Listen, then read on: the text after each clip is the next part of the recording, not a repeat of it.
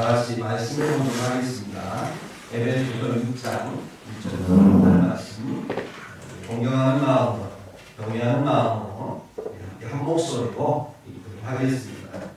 에베소서 6장 1절에서 3절까지 읽겠습니다. 시작. 자녀들아, 주 안에서 너희 부모에게 순종하라. 이것이 옳으니라. 내 아버지와 어머니를 공경하라. 이것은 약속에 있는 첫 계명이니 이로써 내가 잘되고 나에서 장수하리라. 아멘. 주시기 바랍니다. 말씀의 제목이 뭘까요? 함께 읽어볼까요? 시작. 에베소서에 변하지 않는 식도. 네. 지난주 중에 어버이날이 있었죠. 교육 많이 받으셨어요? 교육도 많이 하시고. AI 인공지능 시대를 지금 우리는 살아가고 있습니다. 우리가 거부하든 거부하지 않든 AI 인공지능은 우리의 지금 삶 가운데 서서히 들어와 있고 앞으로 계속해서 밀려 들어올 것입니다. 가장 우려되는 것은 이 AI 시대에 그럼에도 불구하고 영원한 가치, 진리인 효라고 하는 것이 변질될까 두렵다 이런 생각이 듭니다. 인공지능이 발달하면 지금도 글을 쓸 줄 알고 인공지능은요 감정도 흉내야 됩니다. 더군다나 돌봄까지 그렇게 대신하는 시대가 지금 우리에게 가까이 오고 있습니다. 그래서 자녀들이 효과적으로 AI한테 맡기고 정작 자신들은 나무나 하지 않을까 앞으로 그런 시대가 오지 않을까 하는 생각이 들기도 합니다. 그래서 부모님께 안부 전화도 이제는 ARS 자동응답기를 통해서 여러분에게 안부 전화하는 시대가 올 수 있어요. 분명히 전화를 받았는데 아들 목소리예요, 딸 목소리예요. 너무 반가워요. 근데 왠지 전화하다 보면 낯설고 그리고 뭔가 어색하고 온기가 느껴지지 않는 그런 통화를 하게 될지도 모릅니다. 왜 그럴까요? 진짜가 아니니까. 네. 휴머노이드가 어버이날이 되니까 알아서 전화해 주는 거예요. 어머니 아버지께 전화해서 잘 계십니까? 저는 잘 있습니다. 이렇게 대신 전화해 주는 겁니다. 소름 돋지 않으세요? 네. 요즘 요양원에 가끔 듣는 말이 어떤 분이 1년에 한 번씩 이렇게 자식들이 부모님 맡겨놓고 찾아뵈는 경우가 있다고 합니다. 근데 1년에 한 번이라도 오는 자식은 그나마 같대요. 어떤 분들은 3, 4년, 4, 5년에 한 번 올까 말까 있다고 해요. 좀 안타까운 현실이죠. 사회가 너무 발달하고 좀 이게 부부가 다 이제 일을 하다 보니까 부모를 이렇게 부양하고 모실 만한 형편이 안 돼서 이러한 요양원이 발달할 수밖에 없는 정말 원하지 않지만 그래야만 되는 상황 속에서 현대판 고려자원 같은 그런 느낌을 지울 수 없습니다. 하여튼 그런 모습 보면서 우리가 혀를 끝을 차기도 하는데 참 생각해보면 앞으로 10년, 20년 후에 제가 노인이 됐을 때 그럴 때는 어떤 일이 벌어질까 상상해보면 끔찍합니다. 아마 그때에는 실버 케어 로봇을 하나씩 자녀들이 집에다 딱 모셔놓고 그리고 부모를 1년 365일 내 대신 돌봐라 이러지 않을까. 그리고 꼭 거들떠보지도 않는 그런 일이 벌어지지 않을까 이런 생각을 해봅니다. 편리하고 효율적이고 좋은 시대가 오는 것 같은데 반면에 관계는 다 깨져가고 있는 그런 모습을 봅니다. 여러분 그렇게 그런 시대가 왔을 때 정말 효과가 존재할까요? 부모 자식 간에 온전한 효과가 나올까? 한번 생각해 봤으면 좋겠습니다. 효라고 하는 것은 관계에서 나옵니다. 맞습니까? 네, 관계에서 나와요. 관계는 마음으로 이어지는 겁니다. 그 이어지는 것은 만남을 통해서 만나서 함께하는 시간을 통해서 깊어지는 거예요. 만남이 이어지니. 그런데 AI 시대에는 부모와 자식 간의 관계가 기술로 맺어집니다. 생명 없는 AI가 인간의 관계를 대신합니다. 그래서 자식들은 편리하고 효율적인 문명의 이기를 즐기면서 부모들은 인간 소외를 경험하고 관계들이 파편화되기 시작합니다. 그래서 결국은 고립되고 결국 죽어가는 그 고통을 맛보게 될지도 모르는 시대가 우리 앞에 오고 있다는 거예요. 이를 우리는 경계하고 그럼에도 불구하고 시대가 그렇게 감에도 불구하고 하나님의 영원한 진리인 이 효를 우리가 미리 알고 그 시대에 어떻게 아이들에게 효가 무엇인지를 가르쳐줘야 되지 않겠습니까? 그래서 그 시대를 한번 예측해 보는 거예요. 지금 당장에 오지는 않았지만 앞으로 그럴 수 있기 때문에 미리 예방하는 것이고 그러니까 우리 자녀들이 자라기 전에 더 크게 자라기 전에 어릴 때부터 하나님의 말씀의 효가 무엇인지를 정확하게 알려줘서 그 아이들로 하여금 시대가 바뀌고 진리인 하나님의 말씀을 지키고 효를 다함으로 말미암아 하나님의 뜻을 이루는 자녀가 되게 해달라. 그런 의미에서 오늘 말씀을 같이 나누는 거니까 잘 들어보시고 정리하셔서 여러분의 자녀들에게 꼭 가르쳐 주시기 바랍니다. 아멘. 네. 효는요 하나님의 삼위일체 관계적 형상에서 나왔습니다. 그래서 성자 예수님이 성부 하나님을 공경하고 순종하셨죠. 그것이 바로 효의 근원입니다. 있습니까? 효라고 하는 것은 한자에도 담겨있어요. 여기 보시면 이게 효도효자죠. 효도효자를 파자하면 이친별의 흑토의 아들 자자예요. 이친별은 성령을 말하는 거고요. 하나님의 영.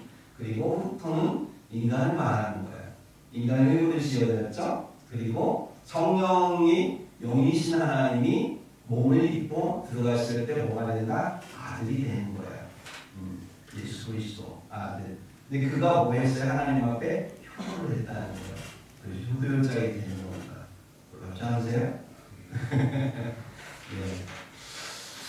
자, 그래서요 우리 예수님께서 이 땅에 오셔서 정말 우리 성부 하나님, 아버지 하나님 앞에 영광을 올려드립니다.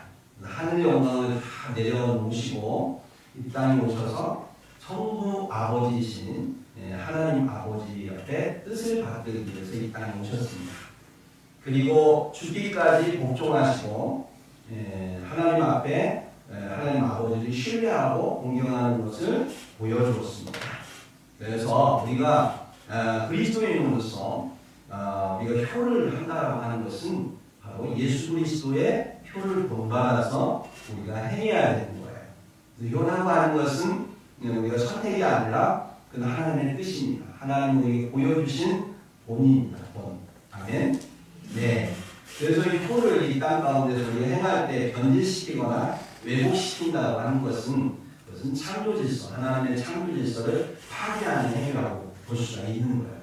효도하지 않는 것은 뭐다? 죄다. 죄는 죄입니다. 효도하지 않는 건 죄예요. 왜요? 그분을 동경하라고 했잖아요. 명령하셨잖아요. 그렇기 때문에 죄인 거예요. 그렇기 때문에 우리가 만약에 효를 다하지 못했다면 그러면 우리는 회개해야 됩니다. 하나님은요 부모를 단순히 자식을 낳는 도구로 사용하지 않았습니다. 자식을 낳아서 후손을 잇는 존재로만 이 부모를 주님께서 세우지 않았습니다. 자식을 낳아서 그 속에 하나님의 생명과 관계적 형상, 즉 하나님의 복음을 전달해서 그리스도의 형상을 조직하기 위해, 자녀 가운데 조직하기 위해서 주님은 영적인 통로로 부모를 사용하셨다고 하는 거예요.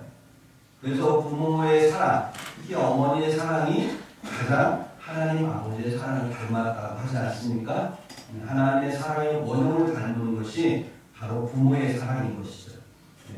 그래서 부모가 어떤 존재인지를 경험하지 않고는 우리가 하나님 아버지를 어떤 분인지 알 수 없습니다.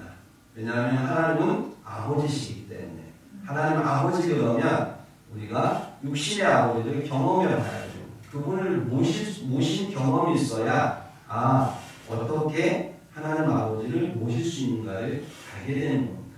우리가 부모가 된 것도 마찬가지입니다. 부모가 되어서 자녀의 그러한 효도를 받았을 때 이런 기분이구나. 그러면 우리 하나님 아버지를 우리가 섬겼을 때에 하나님은 어떤 기분일까를 우리는 알게 되는 거예요. 이 인간 사이의 모든 관계 가운데에서 만든 이 메커니즘은 하나님을 알게 하기 위해, 하나님과 우리 사이를 알게 하기 위해서 만들어지기 때문에 우리가 이 땅 가운데 열심히 살면서 효도를 행하는 것은 바로 하나님을 어떻게 섬겨야 되는지를 가정에서부터 배우게 하기 위해서 하나님이 우리에게 주신 은혜다. 이렇게 여러분 생각하시고 우리는 효도를 해야 됩니다. 주님의 십계명, 우리에게 주신 십계명 중에 내 부모를 공경하라 라고 하는 계명이 몇 계명인 줄 아시죠? 네, 5계명입니다. 이 5계명, 하나님께서 모세에게 십계명 돌판을 몇 개 주셨죠? 2개 주셨습니다.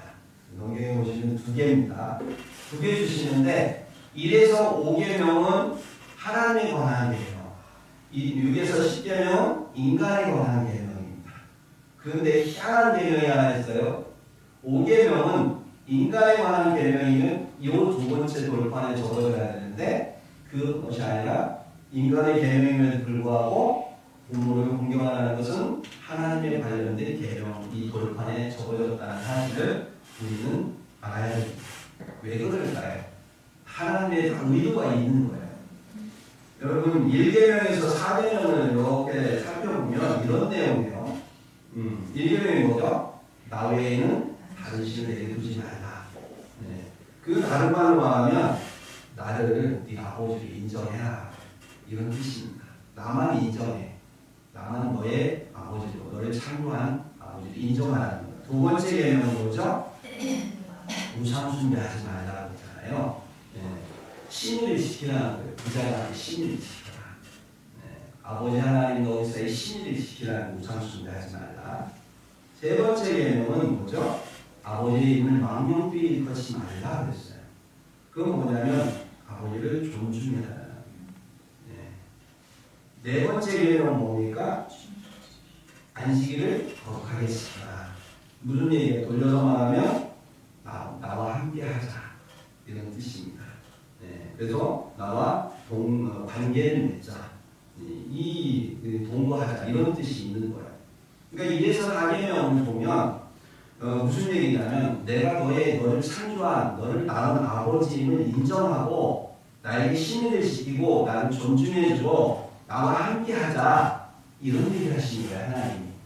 그러면서 마지막으로 그냥 내 부모를 공경하라는 거기에는 육신의 부모도 포함되지만 하나님, 나의 아버지, 나의 영적인 부모이신 하나님 아버지도 포함되는 거야. 그래서 그 아버지를 공경하라. 그러니까 이 모든 아버지를 인정하고 또 아버지와의 그런 부자관계의 신의를 지키고 아버지를 존중해주고 그리고 함께 관계를 맺고 그 가운데에 있어야 될 마지막은 공경. 이것이 바로 하나님 아버지와의 우리의 관계 속에 하나님 아버지가 자녀된 우리에게 원하는 효도입니다. 효도의 방법이에요. 아멘. 네. 나머지 그 다음에 5계명에서 6계명에서 10계명은 인간에 관한 그런 계명의 것을 볼 수가 있죠. 네. 그래서 주님께서는요, 이 5계명, 이 내 부모를 공경하라는 것을 하나님의 관련된 계명과 더불어서 또 거기에다가 인간의 아버지를 위해 관한, 부모에 관한 계명을 이렇게 연결시켜서 결국은 부모에게 한 것이 누구에게 한 것이다? 아버지 하나님께 한 것이다라고 하는 걸 강조하는 거예요. 나를 믿는다면, 나를 존중하고 그런다면 진짜 신앙이 있다면 내 부모를 어떻게 해야 된다? 공경해야 된다. 왜요? 그것을 통해서 하나님 아버지를 공경하는 법을 배우게 하기 위해서. 영원한 아버지 집에 가면 지금의 부모와 자식 관계는 천국에서는 그냥 없어지는 거예요. 부부관계가 천국에서도 부부관계 영원히 되지 않듯이 천사들처럼 오직 모든 이가 하나님을 아버지라고 부르고 모든 이는 하나님의 자녀가 되는 거예요. 그러니까 여러분 여기 와서 우리 할아버지도 하나님을 아버지라고 부르고 우리 하율이도 하나님을 아버지라고 부르지 않습니까? 네. 그러니까 아이들 입장에서는 내가 하나님 아버지라고 하면 우리 할아버지는 그저 할아버지라고 불러야 되나? 나를 수도 있겠지만 그게 아니잖아요. 그죠? 예, 이 교회는 바로 이 천국의 모형이기 때문에 그렇습니다. 그래서 우리 하나님은요, 이런 부모를 섬기는 걸 통해서 하나님께 나아가는 축복의 통로를 열어놓으셨다. 그렇기 때문에 부모와의 관계가 무너져 버리면 하나님과의 관계도 무너지는 겁니다. 부모의 관계가 무너지면 결국은 6계명 이후에 있는 인간관계도 무너지는 거예요. 네, 그래서 이런 누가 인재교육을 할 때 보면 경찰들이 누구를 데리고 가서 설득합니까? 엄마를 데리고 가서 설득을 해요.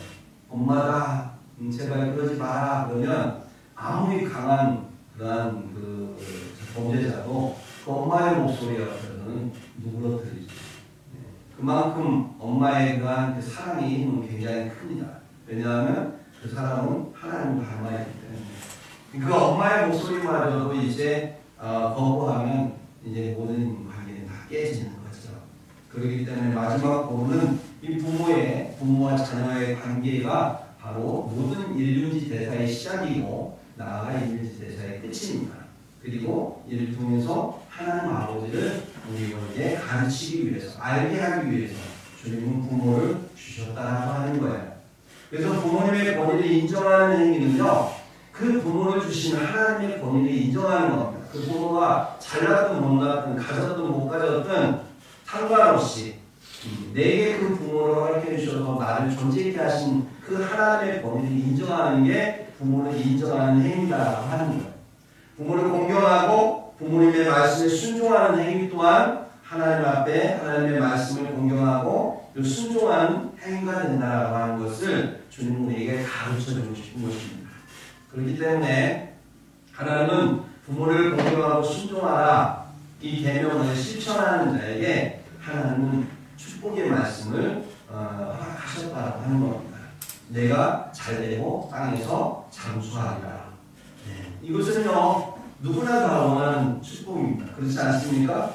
이 땅에서 잘되기 싫은 사람 있으세요?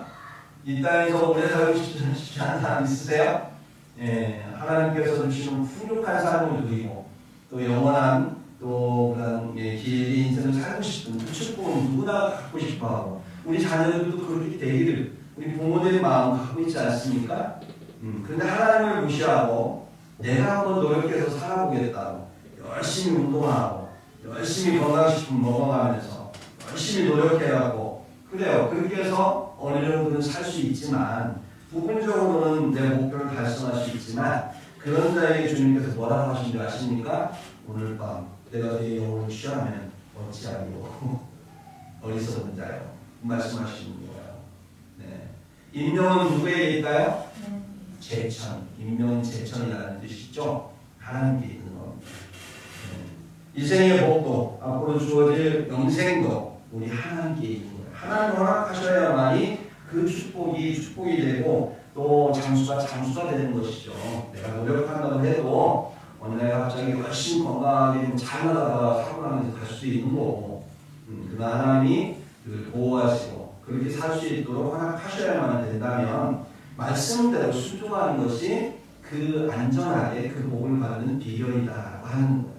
우리 자녀들은 하나님의 말씀대로 부모님께 효도함으로써 그럼으로써 우리가 이 땅 가운데 잘되고 장수한다고 하는 하나님의 말씀을 우리가 하나님께서 우리 이루어주심으로 축복받는 그런 자녀 될 수 있게 우리 함께 노력하기를 예수님의 이름으로 축복합니다. 아멘. 하여튼 예수님께서 보여주신 그러한 그 표는 무엇이냐 부모를 공경하는 것 이것은 하나님의 뜻입니다. 그래서 우리 예수님께서 이 땅에 오셔서 우리에게 손수 보여주셨습니다. 순종하는 것을. 그래서 요한복음 2장에 보면 가나의 혼인잔치가 나와요. 그 혼인잔치에서 육신의 어머니 마리아가 예수님께 포도주가 떨어졌다고 포도주를 이 문제를 해결해 달라고 요청을 합니다. 그때 예수가 하신 말씀이 있어요. 아직 내 때가 아니다 이렇게 얘기하세요. 내 때가 아닌 거예요. 그러면 할 수 없는 거죠. 그럼에도 불구하고 어머니 마리아가 부탁을 했을 때 거기에 순종하는 그런 모습을 볼 수 있습니다. 우리가 살다 보면 내 생각에는 아닌 것 같은데 부모님이 어떤 요청을 할 때가 있죠. 그럴 때 순종하는 예수님의 모습을 우리가 볼 수 있는 거예요. 나아가서 예수님이 십자가 앞에서도 십자가에 매달리셔서 죽음 앞에 있는데도 어머니를 생각해요. 어머니 마리아 혼자 남을 그 어머니 마리아 생각하면서 요한에게 내 어머니다 모셔달라고 부탁을 하는 것을 볼 수가 있습니다. 그렇게 언제나 물론 공적인 일을 하는 그러한 메시아로서 역할을 감당하면서도 늘 어머니를 생각했다. 그런 부모를 생각했던 예수님의 모습, 그 예수님의 효는 십자가 위에서도 이어지는 그런 효였다고 하는 거예요. 또한 성경에 보면 요셉이라고 하는 사람이 나옵니다. 요셉은요, 형들에게 버림받고 애굽의 노예로 팔려갔습니다. 정말 죽을 고생을 다 했죠. 그러다 보니까 얼마나 마음 가운데 억울하고 분하고 화가 나겠습니까? 형제들을 만나면 죽이고 싶은 감정이 막 하루아침에 막 늘어날 수도 있는 거예요. 깊이 생각해보면 어떤 면에서 형들에게만 문제가 있는 게 아니라 그 배다른 형제를 낳은 아버지도 원망스럽지 않겠어요?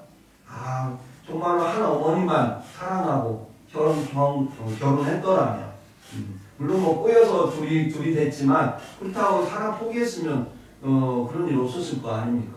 근데 하여튼 라헬을 얻기 위해서 결국은 하다 보니까 어머니가 내시돼 버렸잖아요. 이런 상황 속에서 배다른 형제가 있다 보니까 이런 사건이 자기에게 벌어진 거 아닙니까? 그 사건의 원인, 근본적인 문제는 누구에게 있었다? 그 아버지에게 있는 것일 수도 있는 거예요. 그렇기 때문에 아버지를 생각해보면 별로 그렇게 아버지가 존경스럽거나 그러지 않을 수도 있어요. 그런데 요셉은 하나님의 뜻이었다라고 믿음으로 이 모든 역사를 해석해냈을 때 그럼에도 불구하고 그 아버지를 모셔서 돌아가실 때까지 정성껏 모시는 그러한 요셉의 효를 볼 수가 있습니다. 상처마저도 넘어서는 효를 행한 요셉의 모습, 이것이 바로 성경이 말하는 그러한 효입니다. 효는 감정이 아닙니다. 효는 주님의 뜻을 순종하겠다고 하는 믿음의 결단에서 시작되는 것입니다. 모든 상황이 내 마음에 들지 않아도 하나님 앞에서 부모님께 순종하여 맡은 바 책임을 다함으로 말미암아 효를 배우는 것이 하나님의 뜻이다라고 하는 거예요. 또 성경에 보면 룻이라고 하는 여인이 나옵니다. 이 룻, 정말로 자기 남편도 죽고 시아버지도 죽고 또 다 죽고 이제 그런 어머니 나오미, 시어머니 나오미 한 분 남았어요. 별볼일 없습니다. 이제 돌아간다고 해요. 따라가봤자 그 가난한 시어머니와 함께 어떻게 살겠습니까? 그럼에도 불구하고 다 망한 집안에 끝까지 시어머니를 따라오겠다라고 작정을 합니다. 왜냐하면 룻은요 시어머니를 통해서 하나님을 알게 됐거든요. 그래서 하나님께서 그 가정에 주신 하나님의 언약을 듣게 되었고 그 언약에 참여하기 위해서 하나님의 그 언약의 백성이 되기 위해서 본인은 어려운 줄 알지만 상황이 어려운 줄 알지만 의를 다하기 위해서 시어머니와 함께 했던 의를 다하기 위해서 그리고 효를 다하기 위해서 기꺼이 고난의 길을 선택했다라고 하는 거예요. 그런 면에서 볼 때 효라고 하는 것, 룻이 보여준 효는 피보다 강한 효였다라고 하는 것입니다. 어머니 하나님이 나의 하나님이 되리이다 이렇게 룻은 고백하죠. 부모에 대한 효가 단순히 혈연 때문에 하는 것이 아니라 이를 넘어서서 우리 안에 내재되어 있는 언약의 말씀, 그러한 사랑의 말씀에 근거하여서 이 효를 행하는 룻의 효, 이 또한 우리가 하나님 말씀 본받아야 될 효다 이렇게 볼 수 있겠습니다. 히브리어로 효라고 하는 것은 카베드라고 합니다. 카베드. 카베드는 무겁다는 뜻을 가지고 있습니다. 무겁다. 그러니까 부모를 공경한다라고 하는 것은 부모의 존재를 가볍게 여기지 않는다라고 하는 거예요. 무겁게 여길 수 있어야 된다는 거죠. 그렇기 때문에 효를 행한다라고 하는 것은 삶의 무게가 따르게 되어 있습니다. 삶의 무게가 따른다는 것은 희생을 말하는 거죠. AI 시대에 자녀들이 추구하는 삶은 효율성과 편리함을 추구합니다. 갈수록 아이들은요 희생과 헌신, 고난에 대한 단어를 싫어합니다. 그렇기 때문에 효를 행한다, 그것은 바로 고난이 따르고 희생이 따르는 것이기 때문에 이것을 어릴 때부터 경험하고 받아들일 훈련이 되어 있지 않으면 효를 행한다고 하는 건 갈수록 힘들어진다고 하는 거예요. 그래서 여러분 어릴 때부터 효를 가르쳐야 돼요. 효를 행할 수 있도록 기회를 줘야 됩니다. 아이들이 알아서 하겠지 그러면 못합니다. 가르쳐줘야 돼요.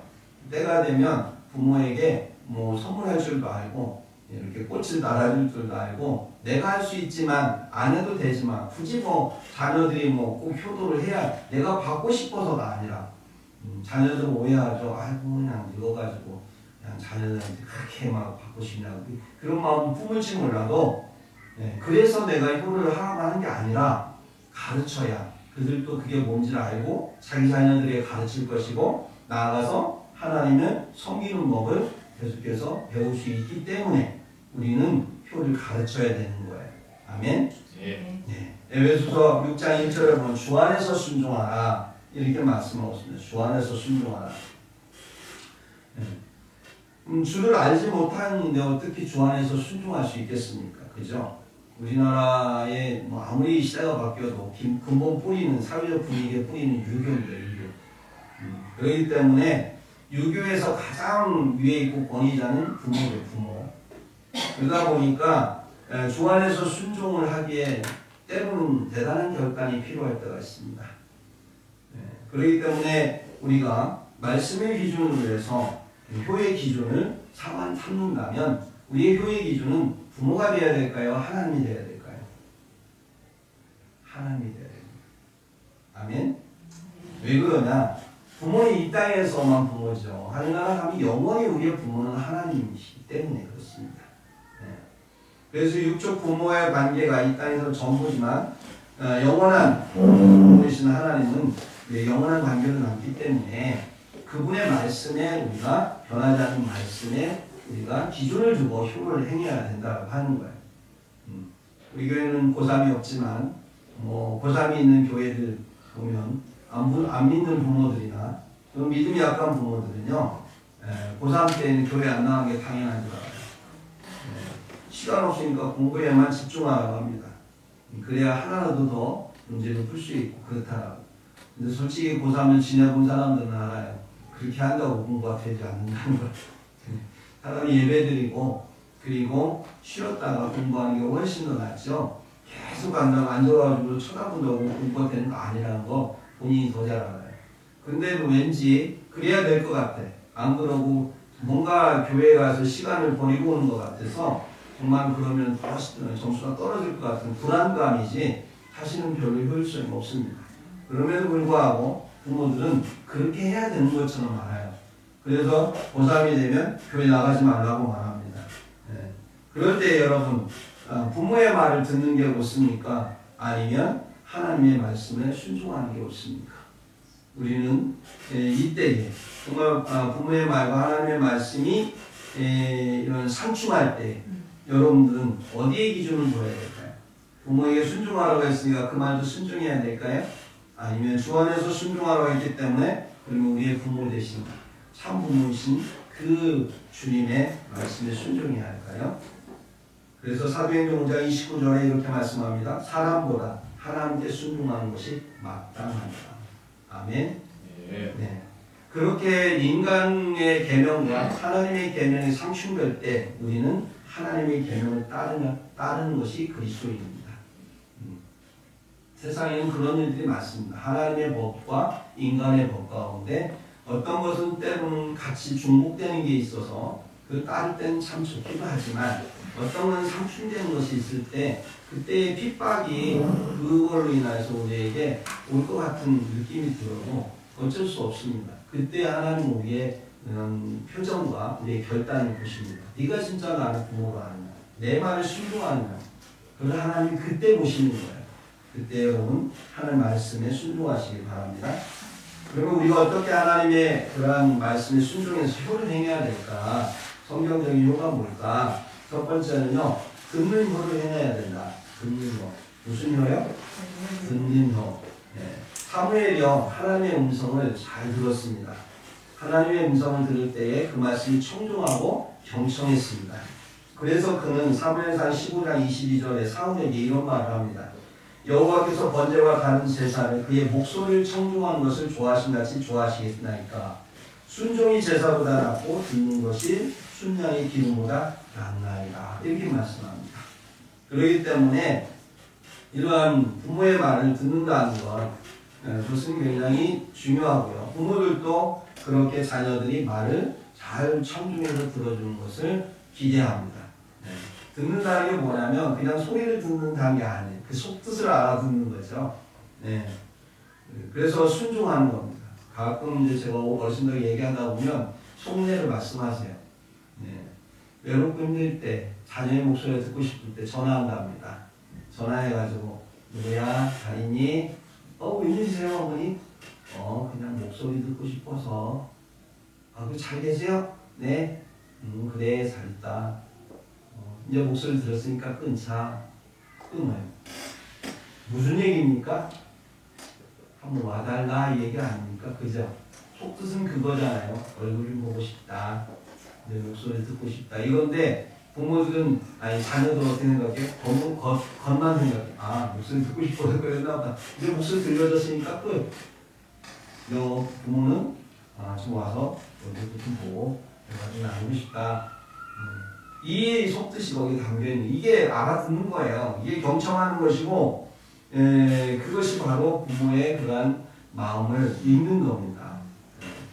근데 어버이날 됐다고, 기념일 됐다고, 꽃 한 송이 주고, 용돈 몇 푼 주면서, 1년 내내 전혀 관심도 없고, 저도 그렇게 효를 다했다고 생각하는 것, 그것은 매우 정말 부모로서 불쾌하지 않을 수가 없습니다. 그래서 이러한 부모는요, 우리가 무슨 선물을 받거나 꽃을 받거나 그런 것도 기쁘지만 그보다 더 기쁜 것은 뭐예요? 내 말을 잘 들어주는 거죠. 그게 바로 부모를 존중해주고 인정해주는 행위이기 때문에 그렇습니다. 두 번째로 부모님께 효도할 때 어떤 효를 행하냐? 공급하는 효를 행해야 된다라고 하는 거예요. 무슨 효요? 공급하는 효. 디모데전서 5장 8절에 보면 누구든지 자기 친족, 특히 자기 가족을 돌보지 않으면, 여기서 자기 가족 중에는 부모도 포함되는 거겠죠? 부모를 돌보지 않으면 믿음을 배반한 자요, 불신자보다 더 악한 자니라. 이렇게 말씀하고 있어요. 그러니까 교회 다닌다고 하면서 부모님 나물나라 한다고 그런 말 가끔 들으면 너무 속상해요. 그렇게 안 가르쳤는데. 마가복음 7장 11절에도 보면 너희는 이르되 사람이 아버지에게나 어머니에게나 말하기를 내가 드려 유익하게 할 것이 고르반 곧 하나님께 드리는 그였다 하기만 하면 그만이라 하고, 무슨 얘기냐면 어머니께 드리고 싶고 아버지께 드려야 되는데 안 돼. 하나님께 내가 드리고 나니까 부모님께 드릴 게 없어요. 그냥 이해해 주세요. 이렇게 하면 끝이라는 거예요. 그게 아니라는 거죠. 주님은 하나님께 드릴 게 있고 또 부모님께 드릴 게 있다라고 하는 거예요. 하나님께 드리는 것을 핑계로 해서 부모를 나무라고 하면 그것은 하나님이 원하지 않는다라고 하는 겁니다. 참 이 부모님이 자녀를 길러서 열심히 키워가지고 결혼해서 독립시키기까지 하고 나면 부모님도 어떻게 돼요? 사회적으로 대부분이 은퇴합니다. 그렇죠?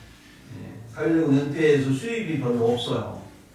그러다 보니까 주머니가 가난해지고, 그렇다고 해서 어른이 됐는데 쓸 곳이 없냐? 더 많아지죠. 지금 어린이날 들어가는데 우리 어르신들 걱정이 태산이죠. 요즘에는 장난감 값이 그냥 겁나 비싸더라고요. 뭐든지 골라, 그러면 작은 거 골랐으면 좋겠는데 이 녀석들이 어린이날만 딱 되면 딱 TV에서 막 번쩍번쩍한 거 딱 보고 있다가 할아버지 할머니 만나면 사달라고 해야지 이런 거 있잖아요. 그거 한 15만원 20만원 되는 거 심장 뛰죠.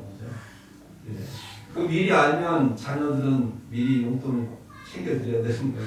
자녀들은 그렇게 할 수 있게. 그래야 할머니 할아버지 인기가 있지. 난 주지도 않으면서 할머니 할아버지가 그렇게 하라고 하면 욕하지. 할 수도 없고. 하여튼간에 그래서 정말로 연세가 드시면 그러한 하나님 부모님께 드려야 되는 거예요. 저도 못 드리면서 이런 말 하려니까 많이 쓰립니다. 이번에 가서 조금 드리고 왔는데 정말 쓰립니다. 부득하게 드리면 좋겠는데. 하여튼요, 우리 하나님 아버지께도 우리는 11조 드리고 있지 않습니까? 그럼 부모인 우리 부모님께 우리가 현실적인 책임을 감당하는 것, 이것을 하나님은 진짜 믿음으로 보신다고 하는 겁니다. 마지막 세 번째, 우리가 행해야 될 영적인 효가 있습니다. 그건 뭐냐면 가장 큰 효인데요. 그것은 바로 안 믿는 부모를 주님 앞에 모셔서 예수 믿게 하는 거예요. 네. 부모님은 이제 자녀를 키우고 나면 얼마 남지 않았어요. 하늘나라 가는 게. 뭐 길게 살아야 30년 안쪽으로 삽니다. 네. 그런데 그 하나님 나라 가기 전에 부모님은 우리 하나님께 가실 수 있도록 그렇게 믿음을 갖게 도와드리는 겁니다. 저희 아버님이 정말로 예수 안 믿었던 분입니다. 근데 언제 믿은 줄 아십니까? 계기가 있어요. 저희 형님이 힘든데, 사업하면서 힘든데 돈을 이렇게 가지고 저희 아버님한테 이스라엘 여행을 할 수 있어요. 그래갖고 한 9박 10일 여행 갔다 오신 거예요. 보고 오시더니 신앙이 자랐어요. 그전에는 교회 다니다 말다가 그 다음부터는 교회를 열심히 다녔어요. 그래서 집사님께서 돌아가셨는데요. 제가 우리 시목사님한테 부탁을 했어요. 공개적으로 돈 모아서 다른 데 여행은 몰라도 꼭 이스라엘을 좀 모시고 있었으면 좋겠다. 다른 데 여행 좋죠. 하지만 거기 가까우면 먹고 뭐 즐긴 거밖에 기억나는 거 없잖아요. 근데 죽기 전에 꼭 주님이 가셨던 그 길을 한번 밟아보고 믿음을 갖는다는 거 굉장히 중요한 일입니다. 지금도 저는 그걸 생각하면 제가 보내드리진 않았지만 마음이 감사해요. 왜냐하면 그렇게라도 우리 아버님이 하나님을 믿을 수 있었으니까요. 네. 이미 믿고 있는 부모님이라면 그 믿음을 더욱더 깊이 간직할 수 있도록 도움을 주는 것. 이게 바로 자녀가 행할 일이다라고 하는 겁니다. 여러분, 이거는 감정이 아니에요. 또는 좋아서 하는 게 아닙니다. 하나님께 순종하기 위해서 하는 것입니다. 우리가 의지적으로 하는 게 효입니다. 또는 완벽한 부모에게만 우리의 존경을 받을만 하니까 하는 게 아닙니다. 불완전해도 내가 보기에 부족해 보여도 하나님께서 저에게 그 부모를 주셨기 때문에 그 하나님의 권위를 믿고 하는 것이 효입니다. 아멘. 효는요, 세대를 잇는 신앙의 통로입니다. 부모와 자녀가 되어서 부모에게 효를 다 행할 때, 그럴 때 그 신앙이 부모에게 전가가 되기도 하고, 또 우리 자녀들이 그 모습을 보고 또 효를 배우고 신앙을 물려받는다고 하는 거예요. 그래서 우리는 진정한 신앙을 물려주기 위해서는 이 효라고 하는 것, 이것은 영원한 것이기 때문에 성도 여러분, 정말 AI 시대가 와도 효는 영원한 우리의 가치다라고 하는 것을 여러분 잊지 말기를 예수님께 부탁드립니다. 부모에게 효도하면서 하나님께 효도하는 법을 배우는 겁니다. 깨닫는 거고요. 그래서 하나님 나라가 세워지는 거예요. 우리가 주님 앞에서 우리 부모에게 마음을 다해 행함으로써 효를 실천할 때, 그럴 때 우리 안에 부모와 자식 간에 하나님의 영원한 언약이 흐를 수 있고요. 그 가정에 하나님의 아름다운 공동체가 이루어질 줄 믿습니다. 주님께서 약속하셨죠? 오늘 3절에 내가 잘되고 땅에서 장수하는 법 누구에게 주신다? 부모를 공경하는 자에게 주신다. 아멘. 네, 기도하겠습니다.